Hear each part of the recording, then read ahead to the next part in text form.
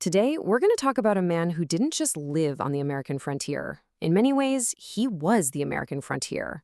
His life was a story of incredible faith, unbelievable grit, and it was every bit as wild and untamed as the Florida landscape he called home. This is the story of Robert Howren Barnett. 66 years. Just let that number sink in for a second. For over 6 decades, he was dedicated to this one single grueling path. Now, this wasn't some comfy job in a quiet little town. Oh no, this was the life of a circuit rider, a traveling preacher on one of America's very last frontiers. But here's the wild part of the story. This life of incredible service, the one he's known for, he never actually wanted it. Our story really begins with this deep-down conflict in his early years, a powerful calling that he honestly tried his best to run away from. To really get who this man was, you have to picture his world. Robert Barnett was born in 1849, right in Madison County, Florida. And this place, it was still raw from the Civil War. We're talking deep woods, swamps, and hardly any real roads. It was the kind of tough place that forged tough people, and it absolutely shaped every part of who he became. You can almost see the battle that was raging inside this young man. On one hand, he had a practical plan, right? Get into business, make some money, and then head out to Texas with his buddies to make his fortune.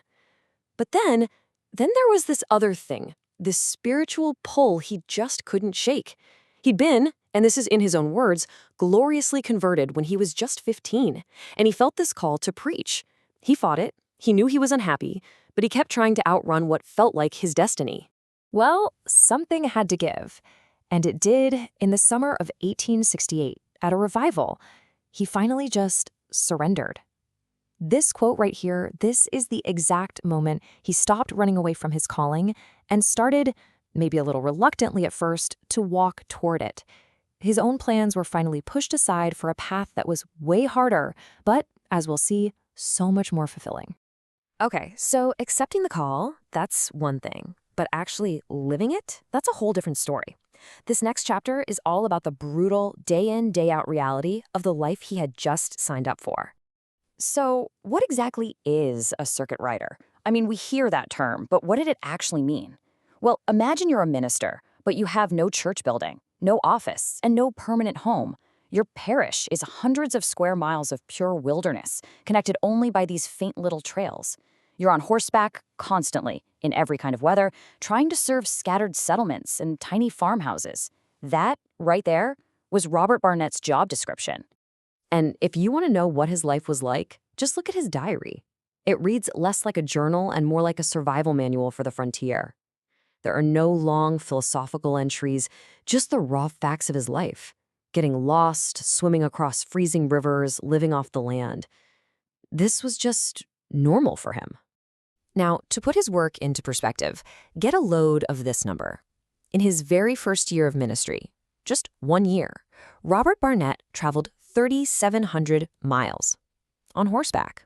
That's basically like riding from New York City all the way to Los Angeles, and then still having a few hundred miles to go. And for all that incredible effort, what do you think he got paid? His total salary for that entire first year was $169.65. But wait, it gets better. His single most important piece of equipment, his horse, cost him $140. He was left with less than $30 to live on for an entire year. And even in that hardship, you can see his character being forged. See, he had to take out a loan just to buy that horse, and he made a vow to himself right then and there. That single experience cemented this principle of financial integrity that would define the rest of his life. Now, Barnett's incredible journey through the wilderness wasn't a solo mission forever. The whole story transforms when he finds an equally tough and dedicated partner to share that trail with him. In 1873, he met Sarah Epperson. She was a teacher, the daughter of a Civil War soldier, and a woman of really deep faith.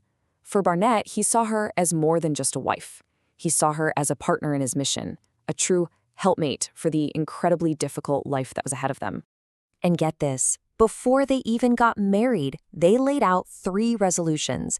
And these weren't just some romantic ideas. They were the actual rules for their life together. First, building on his own hard-learned lesson, they would never go into debt. Second, they would always have family prayer. And third, they would tithe. giving at least a tenth of their tiny income back. And you know what? They kept those vows for over 60 years. But this was also a real partnership, full of affection. During their courtship, Sarah wrote him a poem. She clearly saw the man he was and the life he was offering. This one little line, it just says it all. She wasn't marrying him in spite of his calling, she was marrying him because of it. So what did this partnership in faith actually look like in practice? Well, let me put you in their shoes for a second. Imagine you come to the St. Johns River. It's 15 feet deep. There's no bridge, no ferry. You've got your horse, a buggy with everything you own in it, your wife, and your 2 little kids. What do you do? It sounds impossible, but here's what they did. Robert rowed the kids and their luggage across in a little boat first. Then he went back for the horse and buggy. But the horse lost its footing, went completely under, and almost drowned. The buggy, with Sarah still inside, got swept downstream. Somehow, Robert had to keep the panicking horse's head above water while guiding it to a sandbar. It was a complete near disaster and just a terrifying reminder of the dangers they faced every day, not just as individuals, but as a family.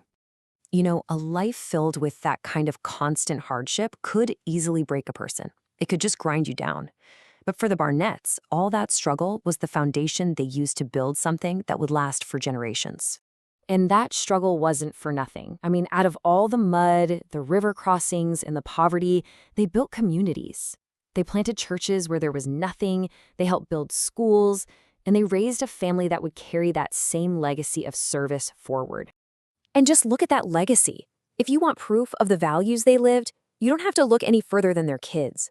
They became educators, missionaries all the way over in China, doctors of divinity, lawyers, church leaders. It's a direct reflection of what Robert and Sarah lived out every single day. Their impact didn't just end with them, it multiplied. So, after decades of this life, in June of 1930, Robert Howren Barnett finally stood before his conference to announce that he was retiring. He was 81 years old. But if you're picturing some tired old man giving a weary farewell, think again. His retirement speech might be the most powerful summary of his entire life. He starts by declaring, with absolutely no exaggeration, "I am vigorous. I can do better work than when I was 40 years old." And then he ends with this. For a man who began his journey trying to run away from his calling, his very last public act was to offer himself up for even more service. Not as someone who's done, but as a helper, ready to go wherever he was needed. A circuit rider, right to the very end.